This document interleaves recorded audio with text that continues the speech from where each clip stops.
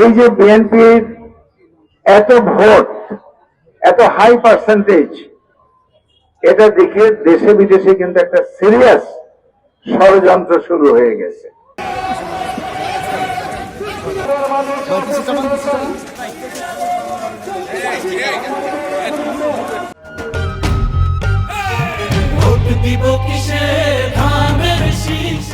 একটা দেশ যত ছোট হোক, একটা দেশ, একটা গভর্নমেন্ট যতই দুর্বল হোক, তারপরেও তাদের হাতে হাজার হাজার লোককে সেটেল করার সুযোগ থাকে।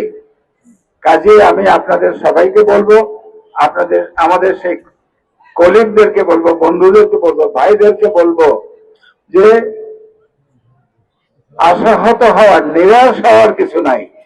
ইনশাআল্লাহ তোমাদের জন্য তো আরো বড় কিছু অপেক্ষা করছে। তো এই গেল একটা দিক। আরেকটা দিক গেল, আমি জরিপের কথা বলছিলাম। অনেকগুলো জরিপ হয়েছে বাংলাদেশে আগামী নির্বাচন নিয়ে। বিগত দিনে আমরা গত বছরগুলোতে বহু নির্বাচন করেছি, আওয়ামী লীগের এই 3টে নির্বাচন ছাড়া। কারণ তো নির্বাচন ছিল না, ওটা ইলেকশন ছিল না, ওটা সিলেকশন ছিল। উনি বলে দিতেন কে কে এমপি, তারা এমপি। আর তাও যদি শিক্ষিত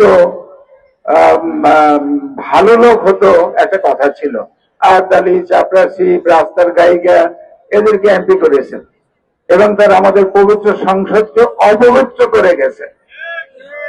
হওয়ার আগে হওয়া অথবা জেতার আগে জেতা, এটা কিন্তু ভালো লক্ষণ না।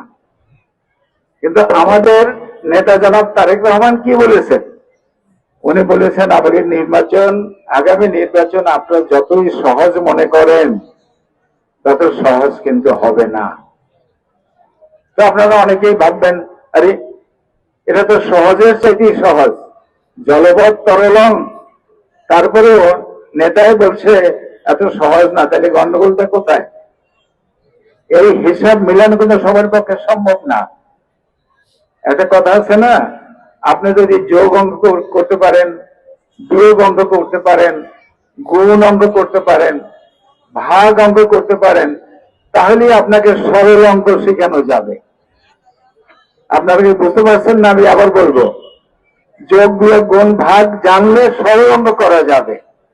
তখন আমাদের মধ্যে সবাই তো যোগ বিয়োগ গুণ ভাগ জানি না। কাজেই ওনার যে সেই ফোরকাস্ট, যে যত সহজ আপনারা মনে করতেছেন, তত সহজ কিন্তু হবে না।